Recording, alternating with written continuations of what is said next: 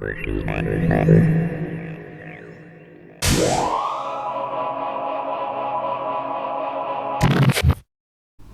all, and thank you for joining me today. We are going to be looking at Zenithal lighting. We're going to use a process called Zenithal priming, Zenithal base coating.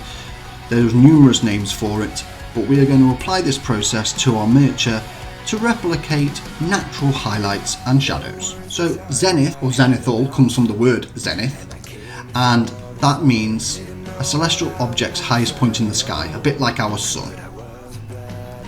So when we talk about zenithal lighting or base coating, we're talking about replicating our sun's natural ability to cast light upon a subject, creating natural highlights and shadows, and we want to get this on our miniature. So to replicate this, we use man-made light sources like a desk lamp, and in practice we put that directly above our miniature and shine it down upon them from above. We want to then replicate this natural casted highlights and shadows using paints, and to do that we use a sort of greyscale, a three-step process using a dark tone, a mid-tone and a highlight tone. Now step one of the process is all about applying the dark tone, usually your primer. In my case it was the Vallejo black primer applied via an airbrush. You can use a rattle can, and in this stage just ensure you cover your entire miniature, leaving no plastic showing. Step 2 is about applying the mid-tone. This is usually a grey colour. I'm using Vallejo Israeli sand.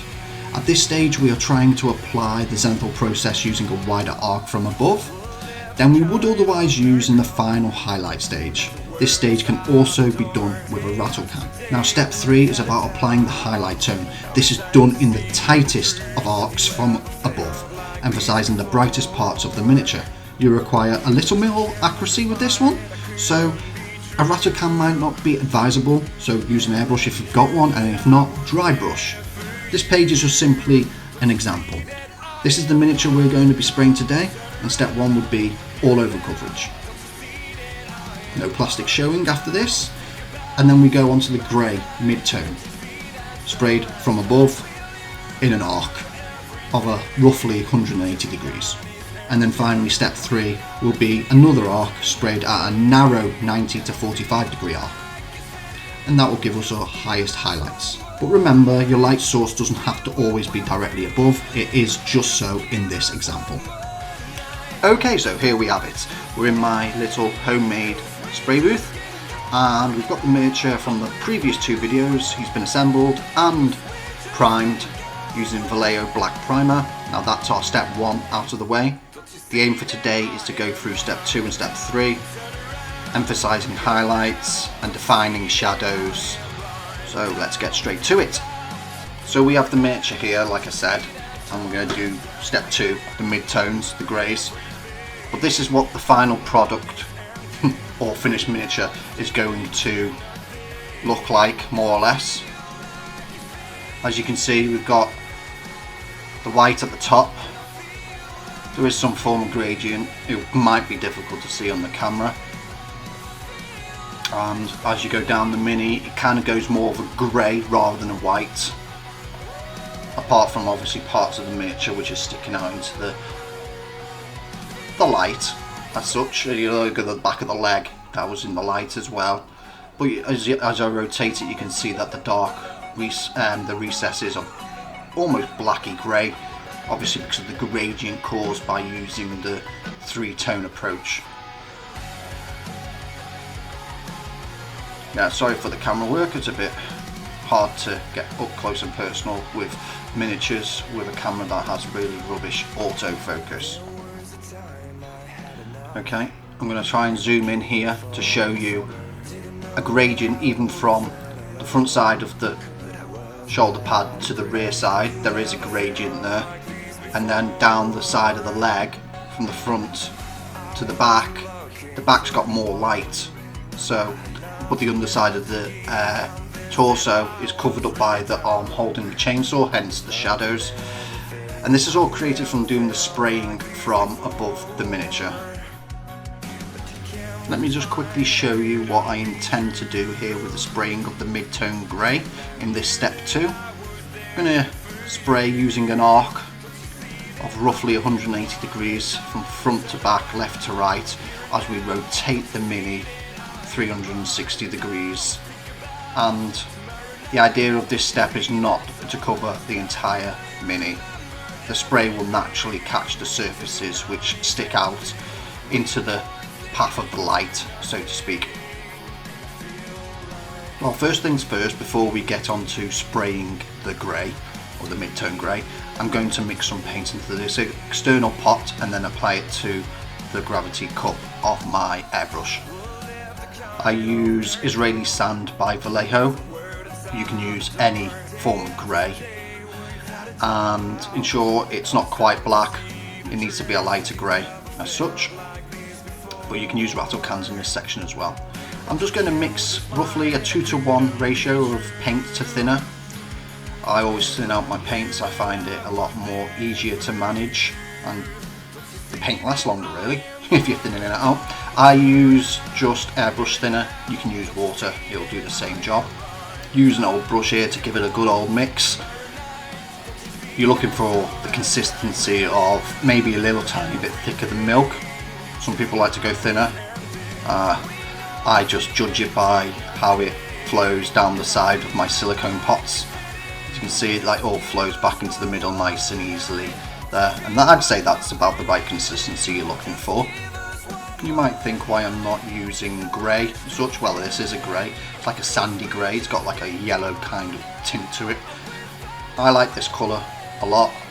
It kind of gives a bit of a kind of greyscale Wraithbone from Citadel range sort of look to it, and that's ideal for contrast paints. I like using contrast paints, that's why I'm using this colour. This is the airbrush that I will be using. It's my Sparmax SP35C. Got a small gravity fed cup, it's only 2mm, which is the annoying part of this airbrush. The nozzle is 0.35mm, which is ideal. It's not much of a fine detail brush, but you get the idea. Now we're going to go and put the grey down over this black miniature here, and we're going to do the arc approach like I mentioned earlier, 180 degrees, making sure that we've hit the miniature at that angle from all 360 degrees. So here we go. Just testing the paint at the bottom of the brush there, you can see it on the card. I like to start my spraying just before the miniature, spray it away from the miniature. You don't want to splat against the Mini, otherwise you get splodges of paint here and there.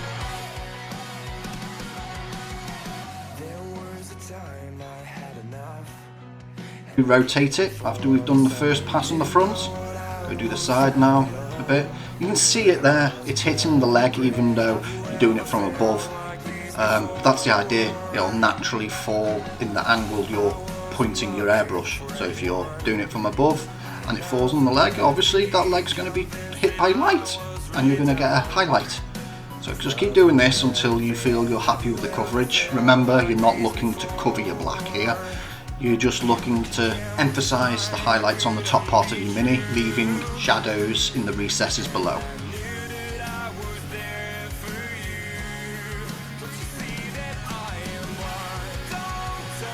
Keep going, go around again, second time if you feel you need to.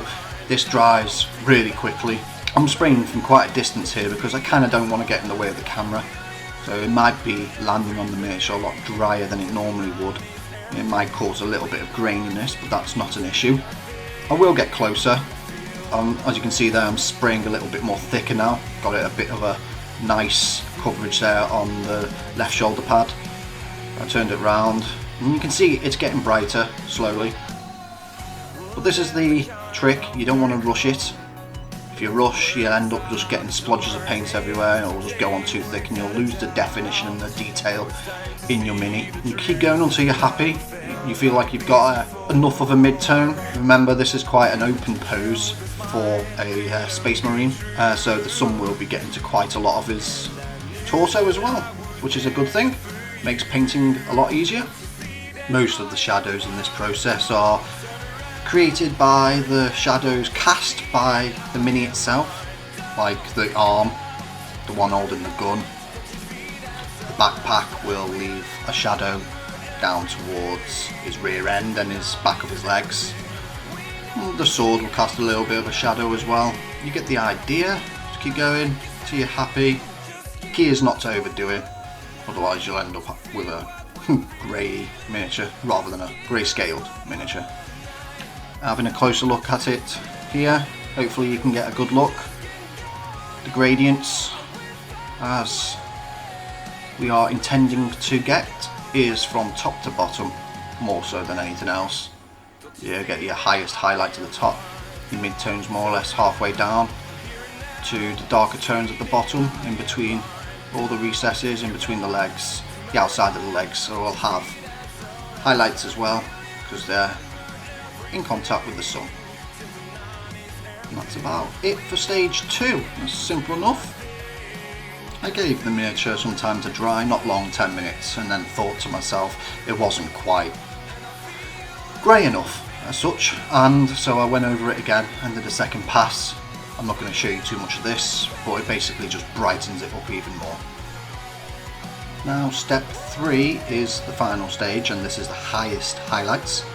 I have no white at the moment, unfortunately, from any other brand, and I'm stuck with this Army Painter matte white. It's not the best colour, especially to put through the airbrush, so I'm just going to thin this out almost like a 1:1 ratio, maybe even more thinner to be fair. I'm going to add a drop of flow improver into this though, because yeah, it doesn't flow, it's very heavy with its pigmentation. I went ahead and mixed up the white. Took a little bit of mixing, so I didn't show it on the video. Plus you can just follow the same process as I showed for the Israeli sand before. Okay, so this time the spray is going to be at the highest most part of the mini. You can try and keep it on a narrow sort of arc rather than a 180-degree arc. We're trying to aim for a 90-degree arc in a cone sort of approach from above. And we're still going to do the 360 degrees, but we're going to focus on just the high points. Then we can touch it up by maybe like a little bit on the tip of toes of the minis, boots or whatever, or the back of the legs, top of the forearms with a little bit closer work. But for now, it's just going to be straight on, focusing on the cone approach from above using the Zenithal technique. So here's me, I'm just quickly testing it. See, splatter already, and that's quite thinned out. You can see it here already on the bottom, just splattered onto the black area there. And that's quite annoying. Anyway, so it's more imperative now to spray away from the mini first before actually moving the airbrush over the mini. To be honest, this paint was annoying as hell. I had to have a brush on hand, a wet brush, so if there was any splats onto the mini I could stop and use a brush to kind of move the excess paint away. Highly frustrating. So here we go, I'm doing the same process as before, just this time it's higher up above the mini, trying not to come down to the sides too much, focusing on the highest points. The gun, arm, the forearm, the shoulder pads, the top of the helmet and the backpack, even a little bit of the side of the legs and the back of the heels and the front of the tippy toes. Try not to get too much of the front of the torso, and don't try and get underneath the arms or in between the legs, just ignore that. And that's pretty much it. And that concludes our step 3. We primed with black, we zenithaled with grey, and we highlighted with white. And this is the final result. Not too bad if I don't say so myself. Great base layer to go and apply your coloured base coat on top. Now I've got more videos coming in this series, so please subscribe to the channel so you don't miss out. Give this video a thumbs up if you liked it and leave some comments below. Until the next time, this has been the Frantic Hobbyist. Goodbye.